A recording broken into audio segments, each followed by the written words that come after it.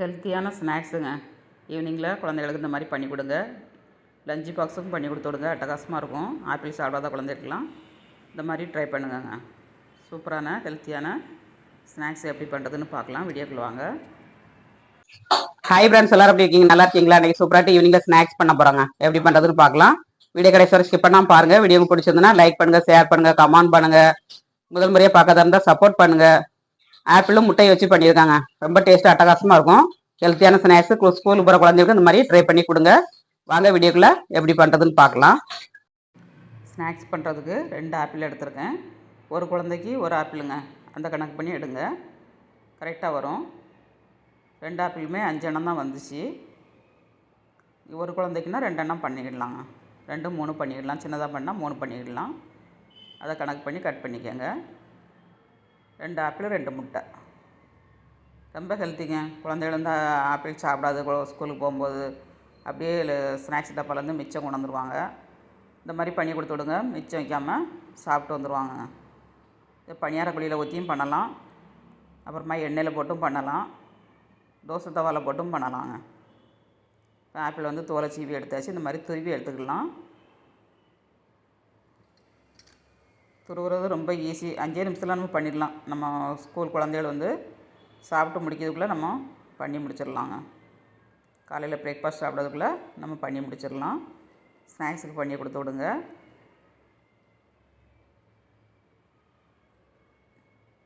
யாருமே ஆப்பிள் வச்சு செஞ்சதுன்னே சொல்ல மாட்டாங்கங்க. அவ்வளோ டிஃப்ரெண்ட்டாகிட்டு டேஸ்ட்டாகவும் இருந்துச்சு. ட்ரை பண்ணுங்கள். நீங்களும் வீட்டில் ட்ரை பண்ணிட்டு எப்படி வந்துச்சுங்கிறத கமெண்ட்ஸ் பண்ணுங்கள். இந்த மாதிரி உள்ளுக்கு இருக்க மூட்டை விட்டுட்டு பாக்கி எல்லாத்தையும் நம்ம துருவி எடுத்துக்கணுங்க. நிறைய வேஸ்ட் ஆகாது உங்களுக்கு. நம்ம கட் பண்ணும்போது நிறைய வேஸ்ட் ஆகும். இப்படி துருவி எடுத்திங்கன்னா உங்களுக்கு வேஸ்ட்டே ஆகாது.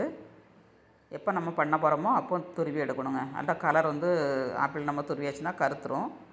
அதனால் நம்ம பண்ணும்போது துருவி எடுத்துக்கணுங்க. இப்போ துருவி எடுத்தாச்சு. இது கூட வந்து நம்ம முட்டையை உடச்சி ஊற்றிக்கலாங்க. நல்லா சாஃப்டாக பஞ்சு மாதிரி இருக்குது. துருவணுன்னா 2 முட்டை எடுத்துருக்கேன். இதையும் உடச்சி ஆட் பண்ணிக்கலாம்.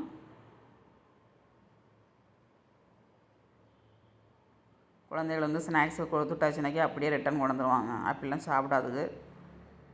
இப்படி பண்ணி கொடுத்தீங்கன்னா மிச்சம் வைக்காமல் சாப்பிட்டு வந்துடுவாங்க.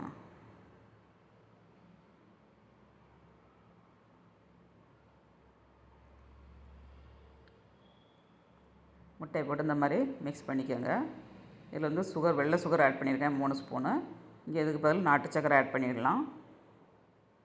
வெல்லம், நாட்டு சக்கரை எது வேணாலும் ஆட் பண்ணிடலாங்க.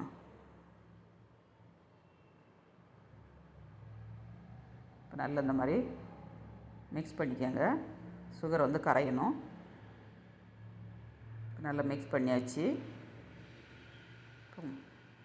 மைதா மாவுங்க. இதுக்கு பதில் நீங்கள் கோதுமை மாவுலையும் பண்ணலாம்.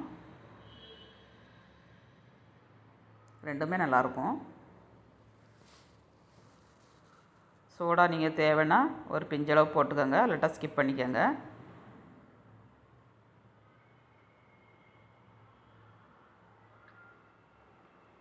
நான் சோடா போடலை. நல்லா சாஃப்டாக இருக்கணும் அப்படின்னா, கேக்கு மாதிரி சாஃப்டாக இருக்கணுன்னா நீங்கள் கொஞ்சோண்டு சோடா ஆட் பண்ணிக்கோங்க. இல்லாட்டி நீங்கள் அப்படியே பண்ணிக்கோங்க. ஏலக்காய் பவுடர் கொஞ்சம் போட்டிருக்கேன்.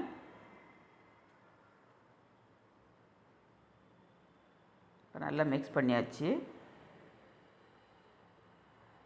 நல்லா மிக்ஸ் பண்ணுங்க. அப்படியே அடித்து மிக்ஸ் பண்ணுங்கள். நல்லா ஃப்ளப்பியாக சாஃப்டாக கிடைக்கும் உங்களுக்கு. இந்த அளவுக்கு திக்னஸாக எடுத்துங்க. இது கூட நீங்கள் பால் ஊற்றுனாலும் ஊற்றிக்கிடலாம். ரொம்ப திக்காக இருந்ததுன்னா, இல்லைன்னா கொஞ்சோண்டு தண்ணி விட்டு மிக்ஸ் பண்ணிக்கோங்க. எனக்கு கரெக்டாக இருந்துச்சு. முட்டை ஊற்றினோடனே அப்படியே போடுறேன். தோசை தவாவில் வந்து கொஞ்சம் எண்ணெய் ஆட் பண்ணிவிட்டு இந்த மாதிரி ஸ்டாண்ட் இருந்ததுன்னா ஸ்டாண்டில் வச்சு ஊற்றுங்க. அதில் இல்லைனாக்கா நீங்கள் அப்படியே கரண்டி வச்சு ஊற்றினாலும் நல்ல ரவுண்ட் ஷேப்பில் எடுத்துடலாங்க. சின்ன சின்னதாக போடுங்க. பெருசாக போட்டாச்சுன்னா தோசை மாதிரி ஆயிரும். ஸ்நாக்ஸ்னால் இந்த மாதிரி பண்ணணுங்க. குட்டி குட்டியாக பண்ணால் தான் ஸ்நாக்ஸ் மாதிரி இருக்கும் பார்க்கறதுக்கு.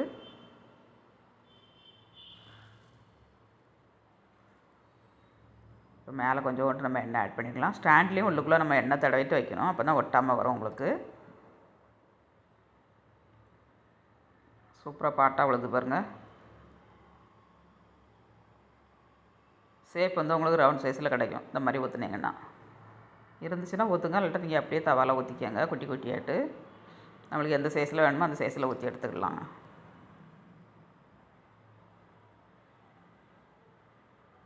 இப்போ வெந்துருச்சு, நல்லா எடுத்துக்கலாம்.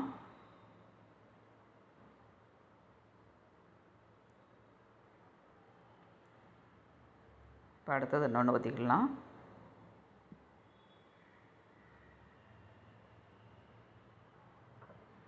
நம்ம 2 ஆப்பிள் எடுத்தோம்னா 2 ஆப்பிள் 2 முட்டை எடுத்தோம்னா 5 எண்ணம் 6 எண்ணம் வருங்க. நம்ம ஊற்றுறதை பொறுத்து இருக்குது. பெருசாக ஊற்றினோம்னா 4 எண்ணம் வரும், சின்னதாக ஊற்றினேன்னா 6 எண்ணம் வருங்க. ஒரு சைடு வெந்தோடனே நம்ம இப்படி எடுத்து நம்ம திருப்பி போட்டுருவோங்க.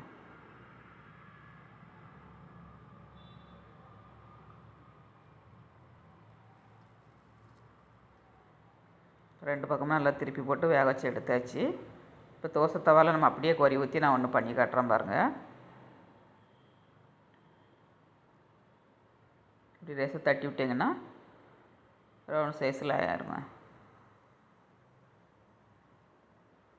லைட்டாக எண்ணெய் ஊற்றிக்கங்க.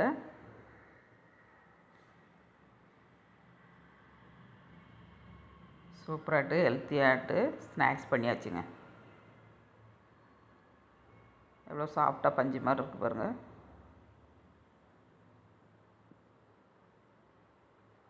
டேஸ்ட்டும் அட்டகாசமாக இருக்குங்க. சூப்பராக இருக்குங்க டேஸ்ட்டு.